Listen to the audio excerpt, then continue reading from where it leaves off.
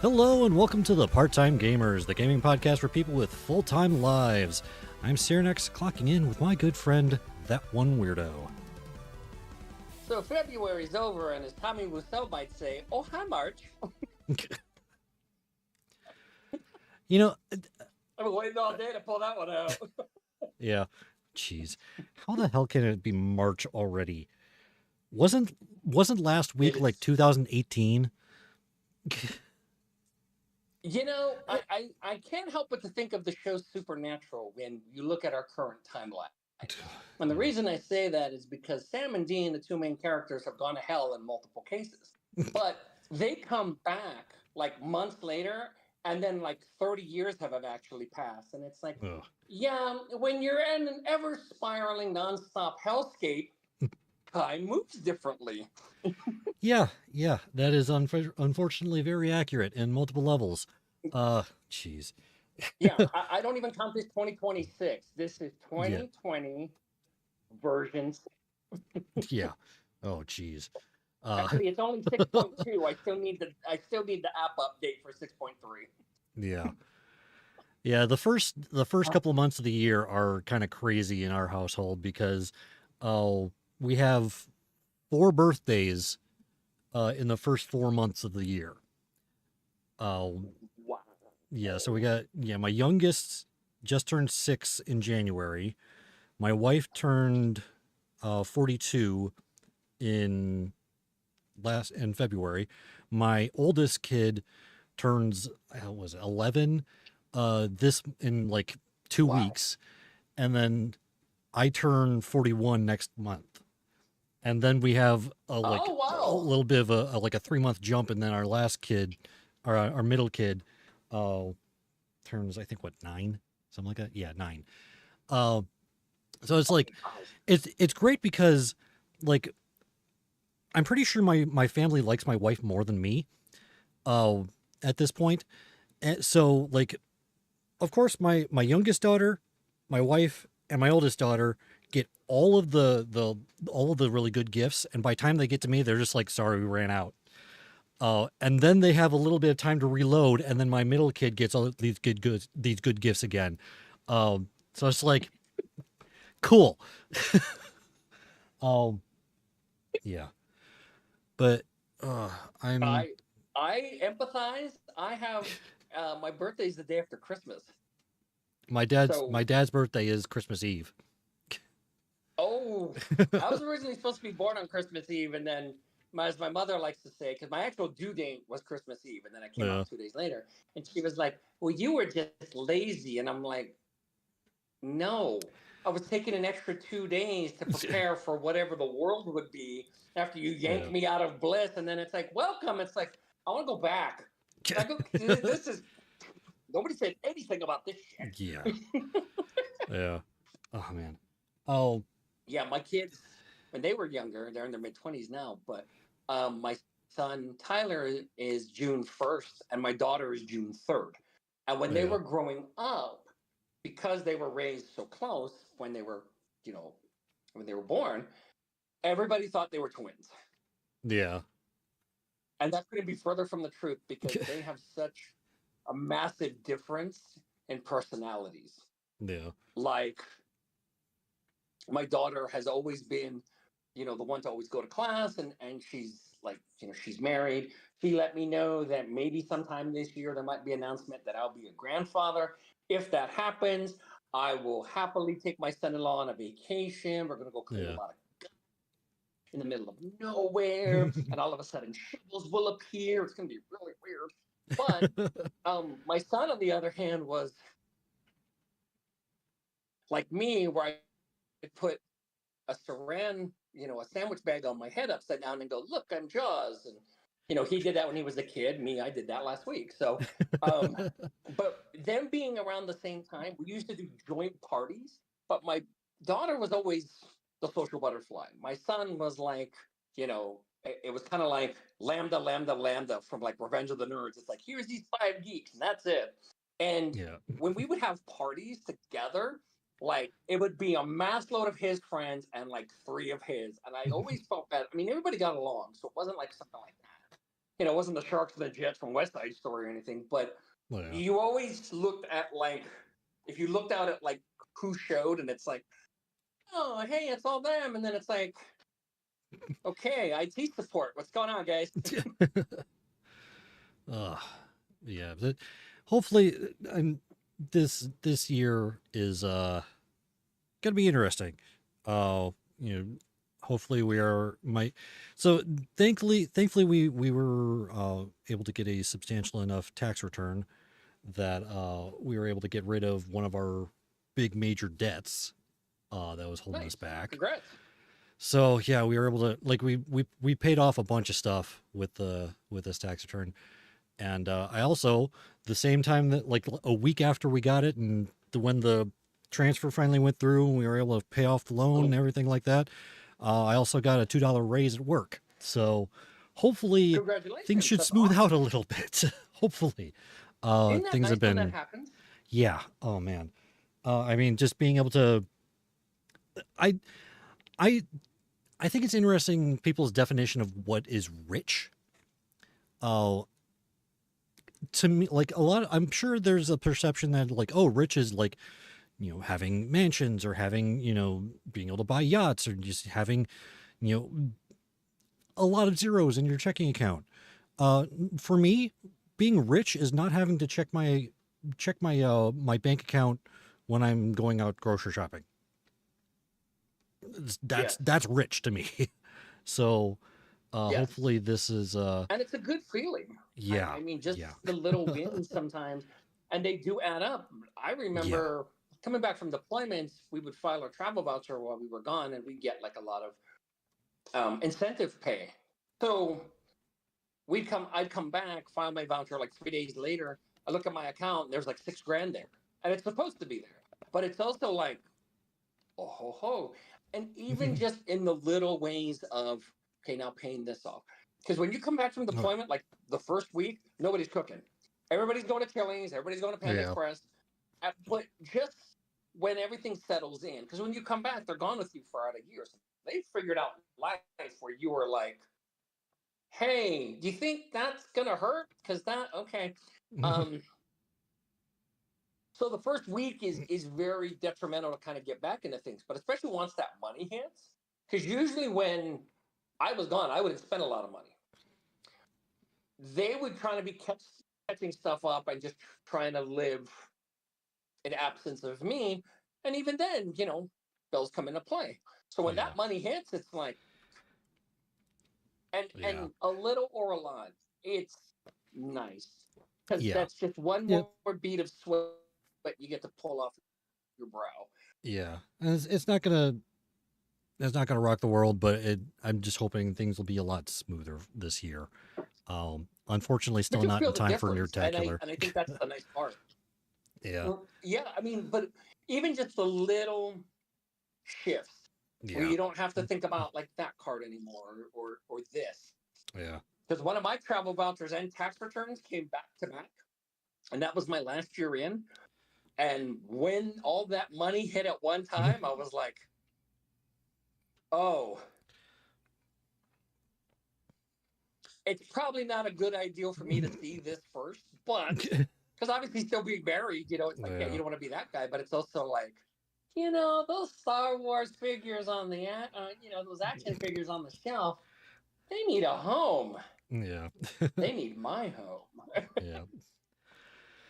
All right. Anyways, we do have a new topic and a new game to talk about this week, so let's go ahead and get to work. Morning break is over. Morning break is over. All right, so new month, new topic, which we are calling. Can I see your? Yeah. Wow, words come out of my mouth right, please. Can I see some ID? Pete said I Uh, felt. so started getting like mainly this was kind of prompted by watching Just Play Quarantine Zone. This kind of deductive style games. But we're going to be starting with the original, quote unquote, the original. We're going to be talking about Papers, Please today. And I did not realize how old this game actually is. I did not realize that this game is like 13 years old. Uh, because time is weird. It feels like this game came out like maybe 6 years ago. And it's like, nope, it came out in 2013. Uh, Yep. and yeah, it's been a while. But yeah, this is, uh, like I said, kind of the original one of these kind of deductive games. Uh, they refer to it as the dystopian document thriller, which I think is an interesting way of phrasing it. Because documents are not usually what you consider to be thrilling, but they somehow managed to do it. It's developed by Lucas Pope and published by 3909. It is currently $9.99 on Windows and Mac via Steam, or $4.99 on Android and iOS. There is a mobile version of it as well. And but yeah, you take on the role of an immigration inspector at a border checkpoint for the fictional dystopian nation of Urstatska. It looks like confidence is going to be an issue today. Yeah. Like they actually, it was funny on the official website, someone actually asks in the FAQ, how do you pronounce this? And he like directs you to Google Translate. It's like, just, that's how you how you say it. But what's interesting about this game is, first of all, the graphics are very interesting. It's all pixely, this pixel style graphics. And the gameplay loop starts off pretty straightforward. You know, you're in this checkpoint area in your own little whatever, booth or whatever. People walk in, they hand you their papers, and you have a list of rules that you need to follow. So you have to try to find discrepancies. You have to try to find, like, if there's a certain, like, depending on whatever the rules are for that day. In Papers, Please specifically, there is actually a story being told. It's not just that gameplay loop. And depending on how you perform, there are certain almost like espionage or political characters that, depending on how you treat them, whether you let them in or you deny them or you capture them or whatever, can affect what kind of ending you get. And apparently there are 20 different endings to this story. Whoa. Yeah. I would have never thought that. Yeah. Like, And that's pretty great. I didn't know that either, because, you figure it's like, oh, you're just, playing to the best of your ability and everything like that. Just like get what you get. But yeah, there's 20 different endings to this game, depending on these subtle things like how well you perform, whether you let these certain characters through, but also even, like, I'm assuming how you even treat your family, because you do all the document analyzation, everything like that. You approve or deny people into the country, or sometimes you can just lock them down, capture them as a prisoner. And but then after that, there's actually, you get paid depending on how well you performed, and you have to allocate your funds to, like, rent, to heat, to food, to medicine, to stuff like that for your family. And if you don't provide heat, they'll start getting sick. And then you'll have to, if you don't provide medicine for them, if they're sick, they could potentially die. So I'm assuming that affects the potential ending you can get. But it's I've watched the gameplay. I own this. I think I've maybe played 1 or 2 days of it, but I haven't gone through very, very much of it.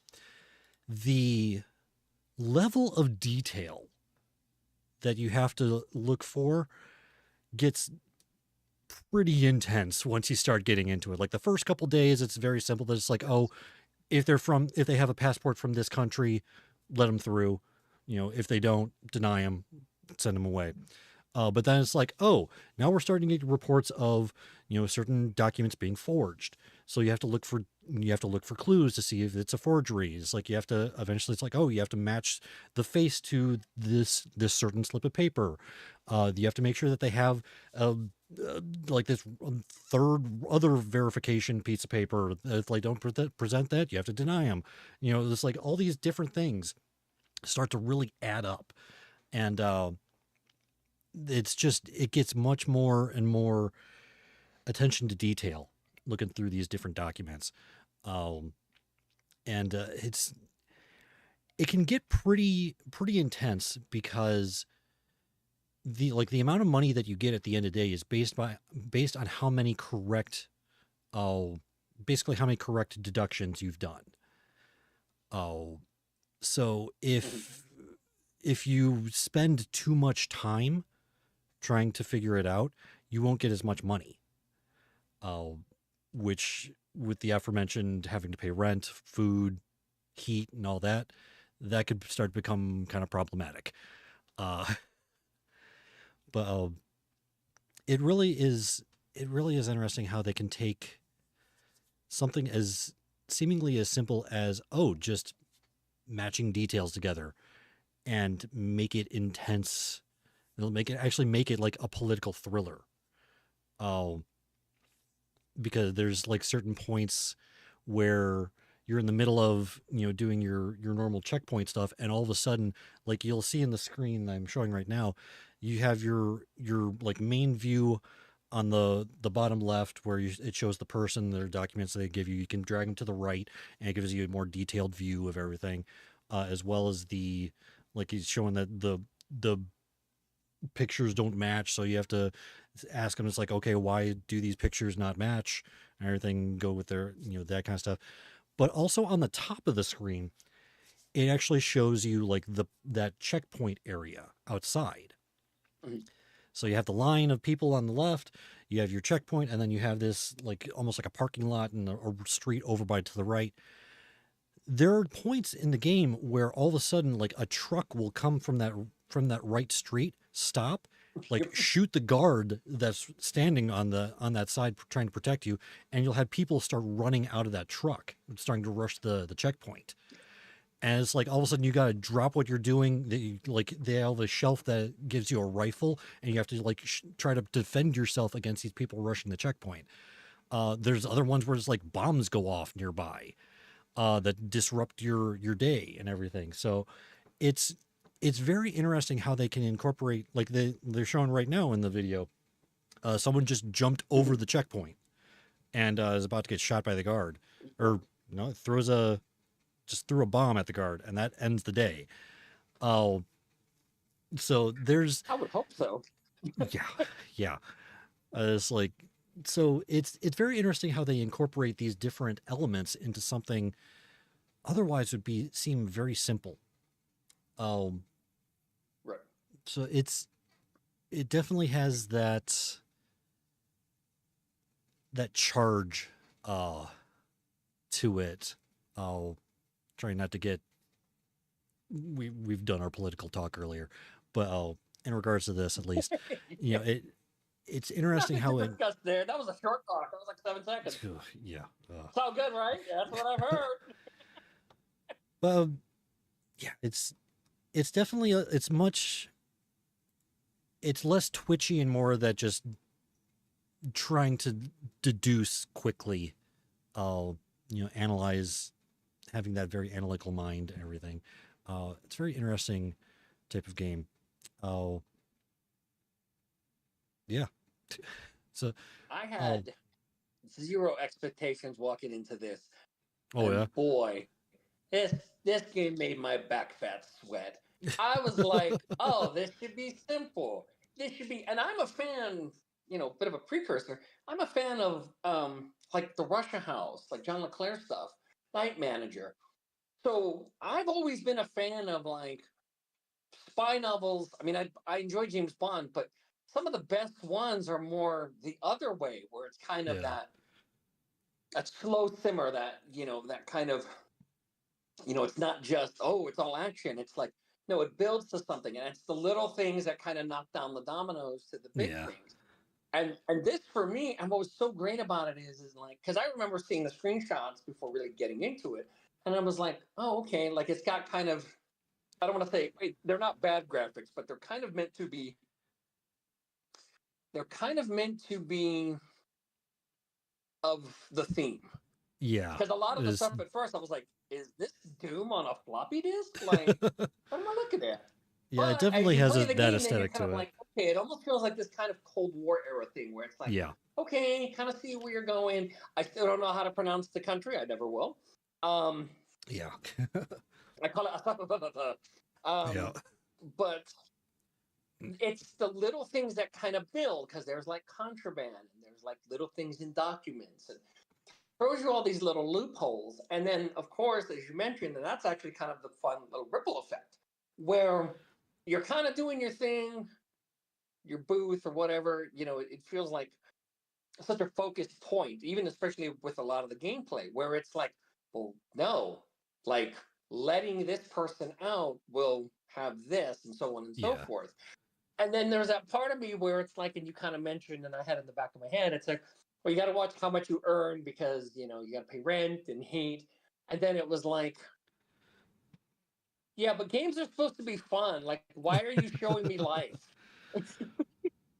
you know? Well, because well, it's in the game at least. It's Yes. not quite Oh, I love as the it's like mechanics of that because that's what makes it fun. Like, I really thought this was just going to be, like you said, it feels like it should be just simple.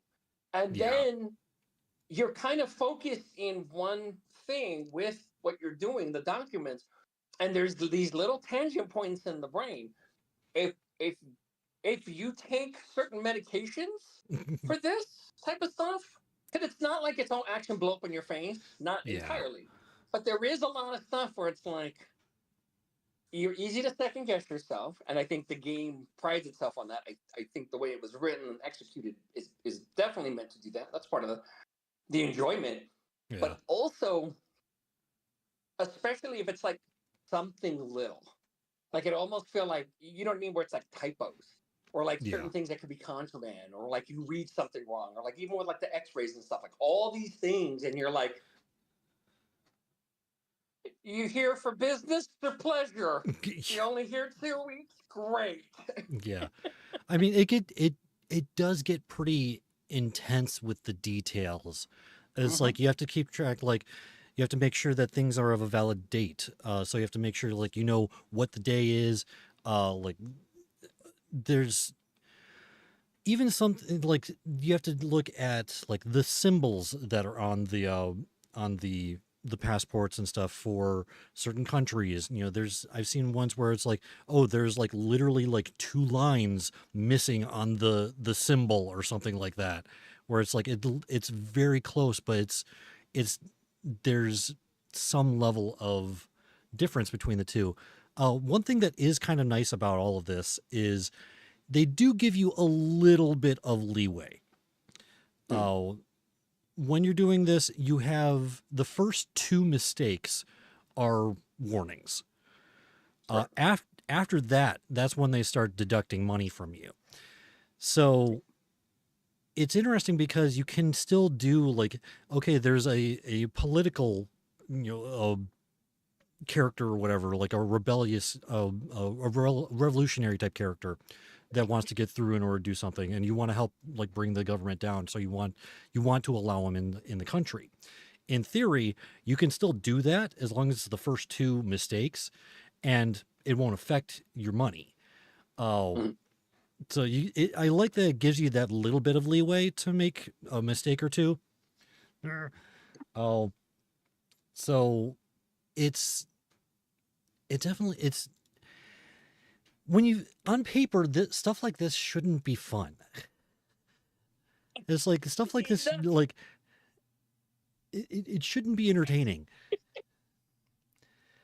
It's like when you, yeah, thinking that, especially, and just as you're reading it, talking about it now, it kind of hits those points. But when I was playing it, I'm sitting there and and like you said, you hit it right on the head, and I felt that way too. It's like, oh, this should be easy. Like, there's no stress here.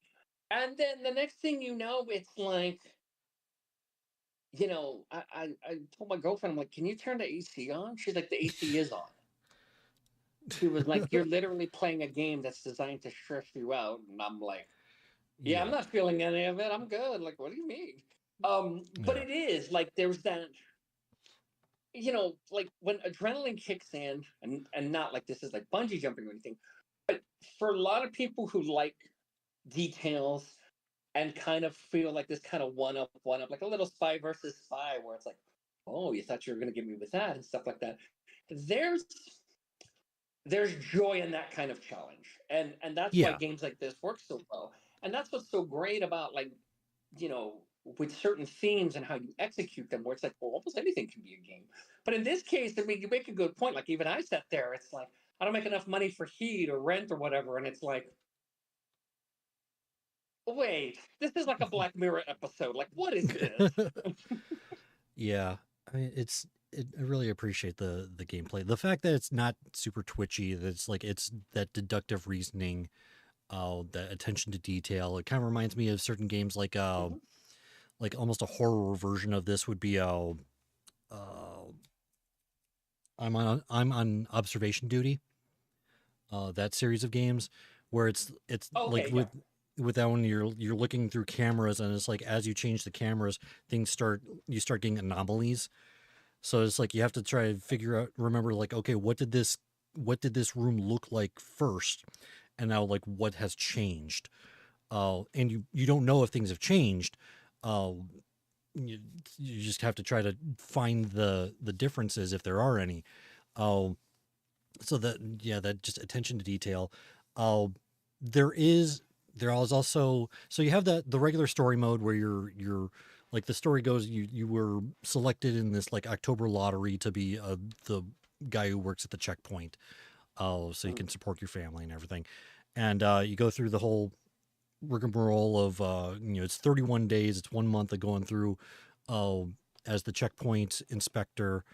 And uh and you get, again, it's the fact that there's 20 different endings is surprising. I I would have didn't. thought like maybe three or four, Yeah, but that's what I thought when you look too. at all the variables just in stuff you're inspecting and like trying to Yeah. come up with, like, approved or denied, I guess that kind of makes sense. But then it's also like, okay, what do they look like? Like, that's an extensive amount of endings for something that feels, well, mechanically it feels pretty straightforward, but we know obviously it's not that straightforward. That's part of the Yeah. joy. But it's like some of them, it's like, I feel like there's like one at like the far end where it's like, oh, you let a guy in and he had like a peg leg that happened to have a nuke in it, and like, oh yeah, you took out like 20 miles of stuff, and it's like, so that's the bad ending, right? Like, that's the one I didn't want. that's that's one of them. I mean, there's I'm pretty sure I've seen an ending where it's like, oh, they find out that you helped this revolutionary character get into the country, and they just kill you. And it's like, okay, you no longer, not a do you not only work here, you do not, can you continue to live. Uh, so there's like, How's that over there's, with the family? yeah, Your yeah. husband was riddled with 60 bullets.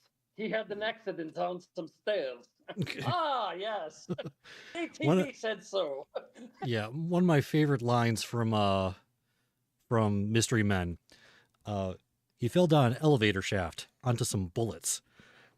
Yeah, Uh, but I yeah, love that movie. yeah. I mean, again, it's just surprising. And so you have that story mode where you have 20 possible endings. I believe he did say that there is an endless mode that you can unlock. Oh, And what's interesting about it is the way that you unlock it. So from what I read, there's at least, I think there's one specific ending that you can get, that once you get it, it will give you a code. That code you can then take and use that to unlock endless mode. And the I believe it's Lucas Pope actually says, it's like, people have found it. You can just, I'm sure it's posted online. You can just find it online and unlock it that way if you want to. Like, whatever type of situation. But the fact that I think that's a very interesting way of doing it. It's like, okay, you have to try to find this like one specific ending out of the 20 that will allow for an endless mode to continue. Um, I think that's interesting, but that yeah, is one of the options. that's pretty cool. And I like, I can't help but to think, because, like, I mean, obviously, you kind of go into the ending, but you're kind of in a time crunch, but things can kind of go on. So like in endless mode to me, like that seems I don't want to say excessive, but with some of the endings that can kind of happen, and you're just keep going, and it's like I'm having fun. I'm not stressed out at all. This is great. I'm good. I'm good. You know. I feel like this type of gameplay would be something you'd find on like Luminosity or something like that. Those like oh neuroplasticity trainers or whatever. Yeah, Um, or like Guy or whatever, where it's like test these senses and stuff like that, and it has a lot of that. But like I said, one of the first things that kind of got me a lot of were like the mechanics of like the paperwork and kind of the consequences and like what they're trying to pull to get past you, or even the people who are not trying to pull anything. yeah, It kind of reminded me, like I said, like John LeClaire stuff, where all the spy stuff is not unrealistic. It's very much a case of like these meetings, these just kind of happenstance kind of encounters that turn into something that ends up being bigger when one person kind of turns one person or allows this person to do this, not knowing this happened. It's all kind of under the radar, but then it's a slow boil. It's a slow burn where it's like, once again, you have an accident with 50 bullets because you fell down the stairs. yeah. But even though this is apparently 13 years old, it's still got it's got a 97% on Steam right now. Still, Yep. I mean it's again. I wanted to start with this because this really is kind of like at least in the modern video gamosphere. This is like the game that started this whole like deductive style game. And we got another 4 of them we're going to be talking about the rest of this month that kind of started because of this, because of Papers, Please. Overall, it's a very interesting game. I own it, or I have it on my Steam account. I have played a little bit of it. It does take a certain mood for me to want to try to play it. Just depends on where my hyper focus leads me. But it definitely has some legs. Definitely has some interest behind it. Oh yeah, it's a good one, and yeah, for something that's been around that long and to hold that steady, very affordable game, and you Yeah, can definitely get yeah, caught up in it. And it'll make you sweat a little bit, like if you really get like into it. Like there are some games, and I've talked about them before, where like I'll sweat or I'll freak out. Um, not connected in any way, but there's a new Resident Evil. I yeah, might have bought some Depends from Costco. There's no correlation between those two actions. But the, but this is one of those games that you can find yourself involved in and not expect it. Because I didn't. I was like, yeah, okay, yes, no. And then you're like, oh, this is like a perceptionary game where you have to really study attention to detail, yeah. focus, functionality in that focus. Um, But yeah, I sweat a little bit. It was good. yeah, and I like the fact that like it's. I think the proper word for this whole game is that tension. Oh, Bingo. it it's not it's not oh it's it's not a thriller in the sense of like, oh, things are jumping out at you like it would in like Resident Evil or anything like that, but it has that tension of like, I'm on a time crunch, I need to try to do this as quickly as possible but as accurately as possible as well. Oh, it gives you that, just that tension, which I think is really well, especially for the at least simpl- apparent simplicity of the gameplay. Um, but yeah, definitely a good game. I mean, just Yep, overall, I just dug it. great. This one snuck up on me, and I love that you recommended it because it was one Yeah, of those where, and not like I underestimated it. It just was like, okay, it's pretty straightforward. I'm sure there's other aspects and so on and so forth. But once you start digging in and like really realizing that, oh yeah, it's yes or no. Behind your yes is all of this, and then yeah, behind your no is all of this, and then the consequences that may come into play each yeah, way. Yeah, that crept up, but in a good way. yeah, So if you yeah. want to feel alive for all the wrong reasons, play this game. Does it make you sweat? I didn't, like I said, I didn't see that coming.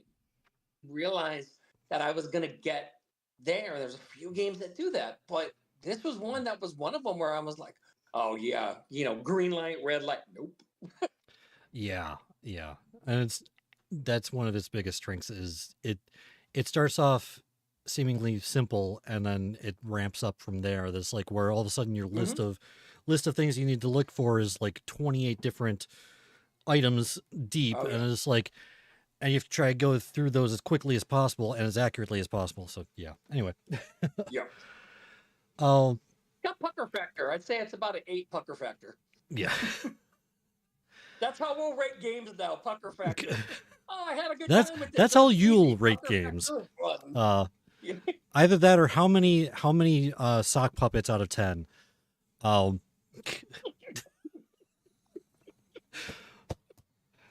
Almost. Oh, so close at the spit take. Oh, yeah.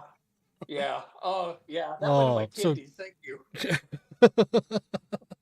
so glad I got that one. Anyways, This is an 8.5 sock puppet. yeah. Oh God, we're gonna make it a thing, aren't we? Unfortunately, I have a feeling, yeah. But You started anyways, I did. I deserve it. Anyway, yeah. Before we get to our water cooler talk, I'll go ahead and start our Twitch ad so we can have that out of the way, and we'll do a little bit of part-time shamers in the meantime. So starting the ad. All right, ad should be running any second. There we go. Ad is running. We got 3 minutes to shoot the shit. Man. So I did mention Resident Evil. Yeah. Oh, it's so pretty. I've heard really good things about Requiem. That I the way that I've heard it phrased is they took all of the best parts of all the previous I almost said Final Fantasies of Resident Evils and put them into one game. So I've heard That's good things not about far it. off. Yeah. I've heard that even the gameplay styles between the two characters is very different. Yeah. Whereas like with Grace, it's a much more of that survival, like kind of the old school Resident Evil, and Leon is the more action oriented, which makes sense because Yes. he's an experienced combat combat dude. The gameplay is beautiful and it does fit the characters. And what I like they did from a story aspect was, and you kind of hit it on the head with it's, I don't want to say it steals. It kind of brings some plot points back around from previous games. And in doing so, they kind of open up the landscape a little more. One thing that happened, especially with like Resident Evil 6, like the graphics weren't the best, the gameplay wasn't the best, but any franchise, game franchises aren't excluded, you can kind of feel the rut.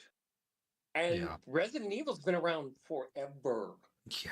In many iterations, movies, anime, you name it. But of course, first and foremost is going to be the video games. But this was the one where it felt, I don't want to say fresh, revived. Like the people who are behind it feel, I almost feel like those developers, people involved, they got behind it. Because there's a ton of games and there's a ton of like DLCs. But this felt like, okay, let's get back to, the plot points people loved, we love, and kind of focus on that. Graphics are off the chain. It's gorgeous. And it's very expensive. But then again, so is all of 2026. Yeah. But yeah, just wowzers. Like easily, I mean, it's a little early to kind of categorize in that. But you start talking about, game of the year talk, like that's, I mean, we're in February. We obviously got many months to go. I think that would still be in the conversation. It should, obviously more games to come, but still that blew me away. Yeah. I mean, it'll definitely be considerations for Game of the Year and all that this year. I mean, yeah, I've heard good things. Honestly, I'm not the biggest Resident Evil fan in general. Oh, or just horror games in general. First But game to scare the it's shit out of me. When the yeah, dog comes through that window in the church or the thing. Oh yeah. yeah. Oh yeah. That was my trauma before I even went to war. And sometimes with my shrink, I'm like, do you remember the dog from the video game? Still gets me. It has been interesting watching Garrett and Kyle. They went through the remake of the original Resident Evil last Oh week, yes. and it's been really interesting watching them play it because they what cat? Hey, my cat's scratching my carpet. Hey, hey, meow, meow, meow, meow, meow. Bad kitty. Stop that. Anyway, sorry. Anyways, yeah, it's been interesting watching them play that. But anyways, now that our ad break is over and part-time chambers is good, let's go ahead and get to our water cooler talk. You get that thing I sent you? So last week we discussed how Phil Spencer had left Xbox and how the comments baffled me. Where I'm not saying that Phil Spencer did the best job ever, but he was trying to fix the Xbox One whole thing there. Which honestly, a lot of the stuff I'm not even familiar with because the last console period I owned, other than the Switch Lite that I have that I won from work, the last console I've had was an Xbox 360. I haven't been on the console. Wow. I haven't had a console for like over a decade, because I have a PC that runs all the stuff I want. Yeah. So we talked about that last week, and how the comments seemed to be predominantly happy that he was gone because they didn't like the idea of everything as an Xbox, which to me is Weird. it does not make any sense to my brain. So the article that we have today is how PlayStation is basically sharing that mentality of trying to go back to the walled garden of console exclusives. Right. Which just does not make any sense to me. I mean, because specifically in this article, what's that? Sorry, I always wonder, and this is just me. Like, I have a PS5, and I Yeah. bet nearly dollars to donuts that'll probably be my last console for two Yeah. reasons. One, sooner or later, it's all going to be cloud based or console-less. That's already started. It's just a matter, I think, of the fine tuning when you look at what's come before and what comes now. But I also know that there are times, and I've bought many, many consoles over the years, and I'll be completely honest, I've had at least a few that was like a $400 hat rack, where for some ungodly reason I would buy games that stare at me for years. And playing consoles can be fun, but I can't help but to think ultimately it's nostalgia based, or from a company standpoint, it's for something to people look forward to, and you're still kind of hanging your hat on that from like a business model.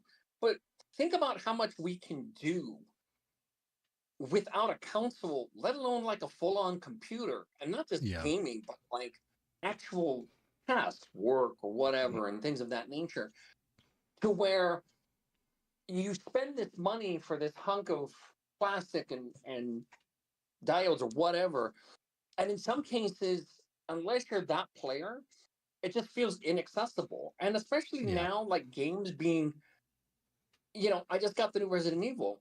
That set me back $80. Yeah. Worth every penny. But I know that there's a good chance the next one, I won't have to stick a disc in anything. Yeah. I mean, and the thing is, like, specifically when the article is talking about single player PlayStation games, which to me makes even less sense. Here's why.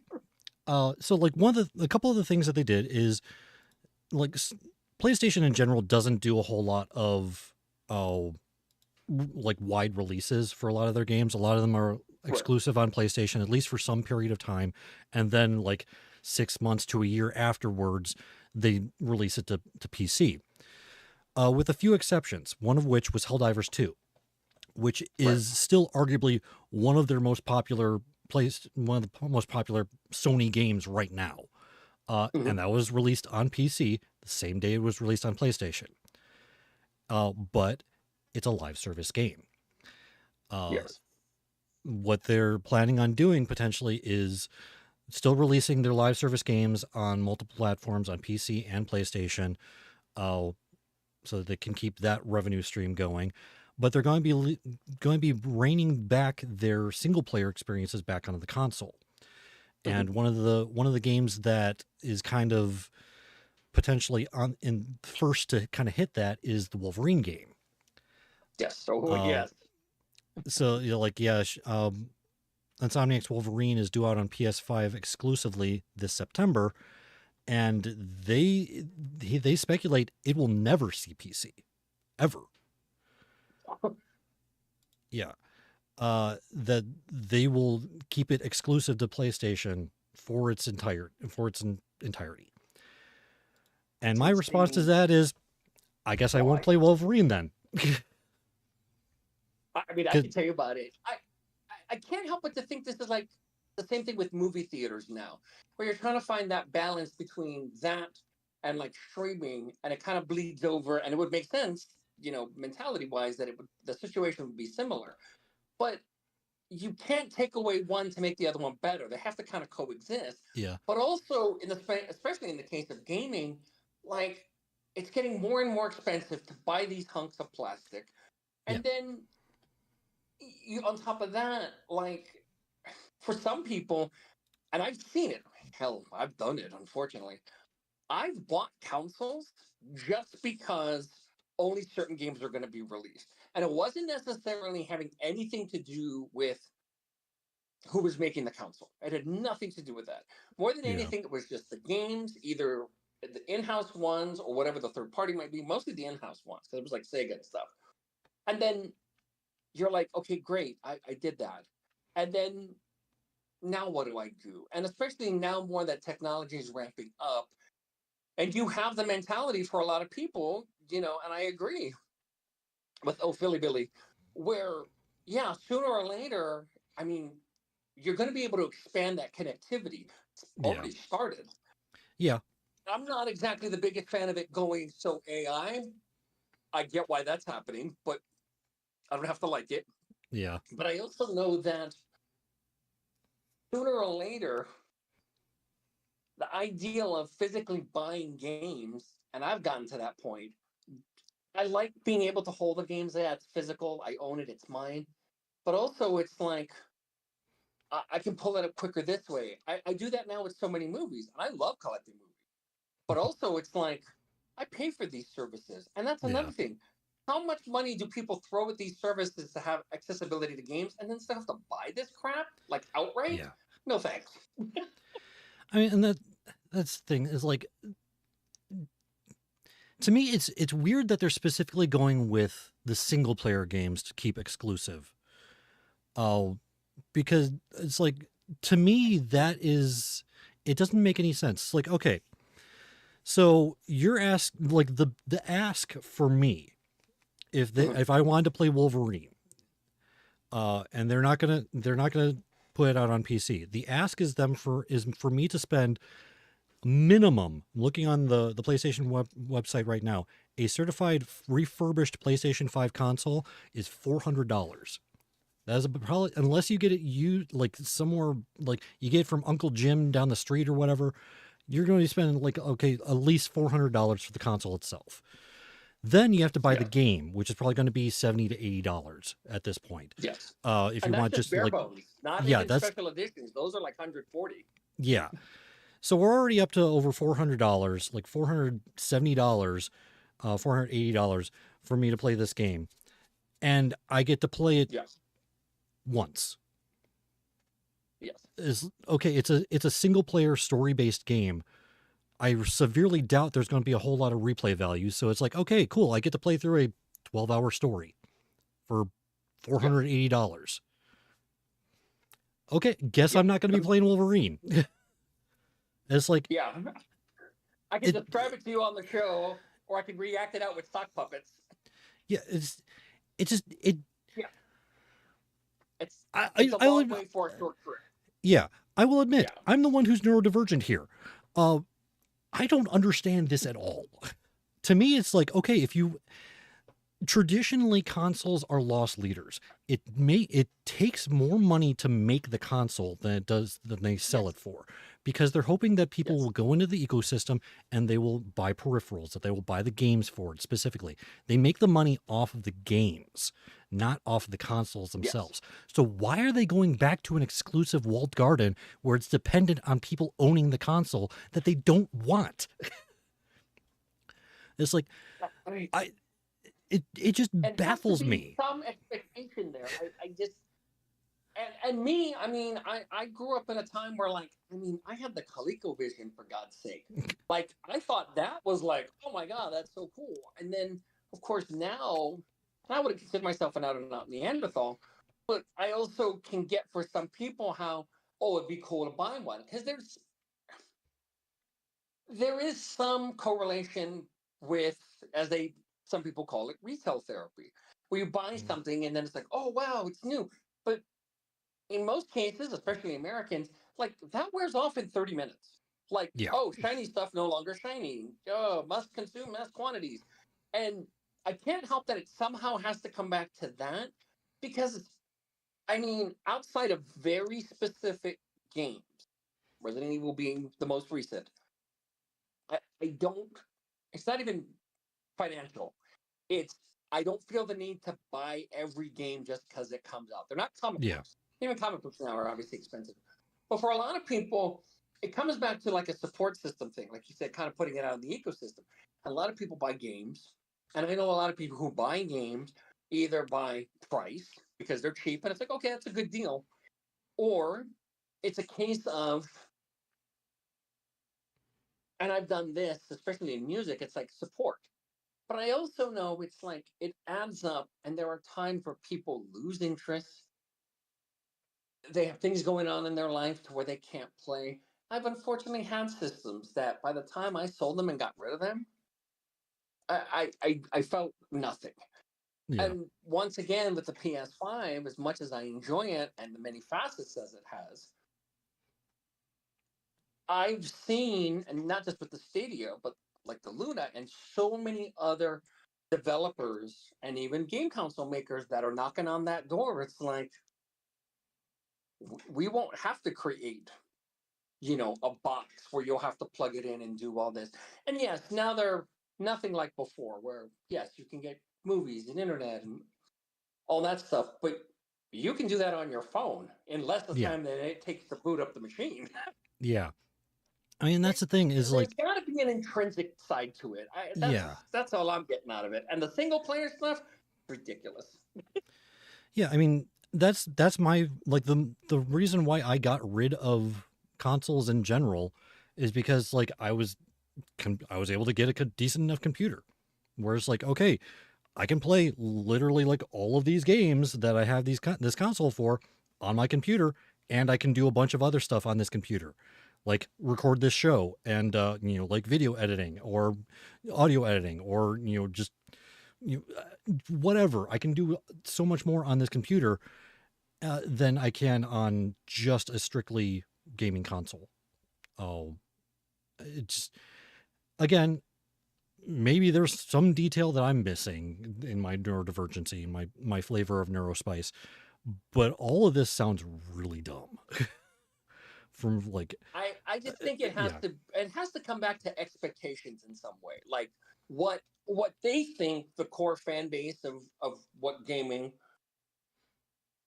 comes back to. And I've had, like I said, I've had many consoles and I've enjoyed most of them. And like I said, some of them were literally just like, oh, that was cool. yeah, Won't do that again. And then 2 years later, buy another freaking console. But I think we've just reached the point where, and it's not even like just gamers or people who kind of follow the industry. It's the industry itself that it's saying yeah, that box eventually is going to go away. Like I have a smart TV. I have a Samsung we just got for Christmas. Samsung literally has, and it's also an Xbox function, but they actually have gaming channels. Now, Yeah. we're not talking about like Boulder's Gate or anything to that effect, but you can play games right into your TV. It's literally built in, and it Yeah. connects, with the inner tubes. And YouTube has that too. I think they've expanded that we've called it playables. Well, that's what it was called, but um, there's just so much now. And then of course there's phone games. Yeah. Like there's 40 versions of Candy Crush Yeah. for some reason. But And that lets you know we're kind of gaming just as an entirety since. And then it's yeah. like, hey, you want to spend $500 on a console? No. That number even is ridiculous now. And I grew up when the 3DO existed. And they wanted $700 for that POS. And even then it was like, no. And then 500 now? Still no. Yeah. I mean, and that's the thing is it's they I don't know how the accessibility consideration, because people seem to forget that, like we mentioned, mobile games and stuff, those are the games that actually make money. Yes. It's like Microtransactions are huge. not just that, it's like, take all the World of Warcraft money, take all the COD money, take all of these different things. The reason why Xbox bought Activision Blizzard was for King, not for the other two. Exactly. Yeah, people forget that it was Activision Blizzard King, and King Yes. was the real reason why they got it. That was where all the money was, and that's all mobile Yep. games. So it's just, I'm just, yeah, I don't know how to respond to any of this anymore. It's like, No, I feel you. it's like it I basically think just comes there's down to, I guess I'm just something not going to still play your games connected. anymore. I think there's just something still deeply connected for some players. And I think it's got to be generational. But even I'm one of those people where it's like, well, if I don't have to plug something in and spend a few $100s more for it, Yeah. that might be part of the business model, kind of like you said, because, yeah, they don't make much, if anything, on a console. But the expanded view is games, preferably physical, and all that stuff. But it's also like, how long can you keep that up and still be able to pull off that sales pitch? Knowing, like, halfway through somebody trying to sell that to me, I could play like 7 versions of Angry Birds. Yeah. I won't because it's Angry Birds, but nevertheless, it's the accessibility has gone so far past the 3-prong cables, the yellow, the Yeah. white, and the red, and it's like, why do we still need to do that? It's not. Yes. Should you? I mean, maybe that's Yeah. why these people are in these positions and we're not. It's like, we're the smartest guys in the room. It's like, you must be. And Because I'm kind of with you on that one. And I yeah. look at it from both angles, like, yeah, accessibility is key. And I agree with Ophelia Billy, where, yeah, if you can connect it, like, why wouldn't you want to put it out there? And, Yeah. people might make the claim of like, well, oversaturation. It's like, that's never bothered the gaming industry. Okay. Never Yeah. say that again. That's never bothered gaming or movies or anything with a corporation involved. Yeah. But I think they're just maybe trying to keep the nostalgia ball rolling for whatever reason where, oh yeah, you unbox it and blah, blah, blah and all that. And it's like, oh yeah, darn. I would be so upset if all of a sudden we had a decrease in deboxing and unboxing videos on YouTube. Wham, wham. Yeah. Yeah. Oh, yeah. I'd lose Hmm. my reason to live. Oh, like, for some reason, they still seem to think, for whatever reason, wherever they gain that information from, there's still some inherent enjoyment to opening this thing and all that. Yeah, sure. But necessary? No. No. That's the short answer for me. No. Yeah. Anyways, yeah, it still just baffles me. Oh, but This is a good topic, though. I love rolling yeah. with this because the examination of it, because, well, and also, like, we talk about it and it's the two of us, but we also kind of create, like, hypotheses. And then Yeah. I love to look into this kind of stuff because obviously not everybody thinks the same and they come to their conclusions for whatever reasons. But I'm one of those people. It's like if you want to make an argument with me to sway me, you must sway me. Yeah. I'm waiting on that part. Yeah. Yeah. I think I'll tell you how Wolverine is. I'll watch someone else play it and get as much enjoyment as if I had played it. Oh, yeah. I'll play it in It just- Quebec. You'll be like, Shawn, you there? Hey, what am I doing? Yeah. I'm confused, but This is whatever. the subject. Anyways. This is entertaining. Yeah. All right, but I think that's a good place to land this plane. So, yep. So yeah, next week we'll continue on our theme of Can I Say Some ID with the game Not Tonight, which I have heard referred to as it's basically the like Brexit nightclub version of Papers, Please. That's how I've heard it Whoa. described. It's like instead of being in a checkpoint in a country, you are the bouncer of these different nightclubs, like in a post-Brexit Goodness. Great Britain or whatever. The title alone, I was like, is this game about a 25-year marriage with no passion in it? Not tonight. Yeah. Of course, my Anyways. mind goes there. All right, but yeah, we'll be talking about that next week, everyone. Thank you for listening. If you like what you've heard and you would like to help us out, a few ways you can do that, or by giving us a review over on Apple Podcast. You can follow my Twitch channel for our live recordings Sunday nights starting at 9:15 Eastern Time, or you can follow my YouTube channel for the archives. The VODs are over there. Or you can leave us a tip over on our Ko-fi. If you'd like to contact us, you can with our email, parttimegamers.cast@gmail.com, or you can join our Discord channel, where I'm there frequently. So if you wanted to try to talk to me, you can just add me there and it should work. Let's see if I got the correct thing. No, that was not it. I have to press shift. No, not that. That one. All right. Not tonight. That's our links in the Twitch chat there. You can find this show and the links to everything around it using the link bit.ly/CI Productions. That'll take you to my website. You can find the links for everything there, as well as the posts for the show itself. You can find Ember's work over at 9of12.com, NINEOF12.com. Find all of her work there. Theo, what are you up to lately?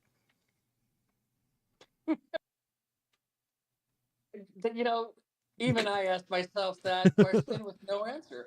No, in personal side of life, I'm still kind of settling into some things. I can be found here.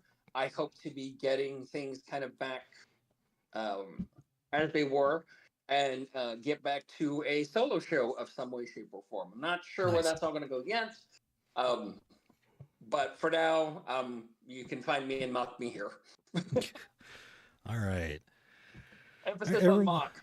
Yeah. Which, sometimes I do a little bit too much, maybe, but you allow me. That's So, fine. I accept that. Look, if you're not engaging with me, it's kind of like a stand-up comedian. It's like, if you're not mocking me or paying attention to me, what am I doing? yeah. You're not wrong. But everyone, until next time, we are the Part-Time Gamers clocking out.